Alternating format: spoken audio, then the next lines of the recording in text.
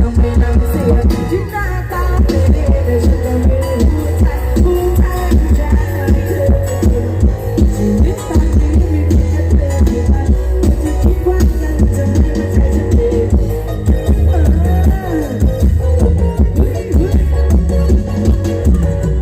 จอกับเธอในวันที่ฉันนั้นเป็นแต่ใครไม่จะรักเธอในวันที่ฉันมีแต่ใคร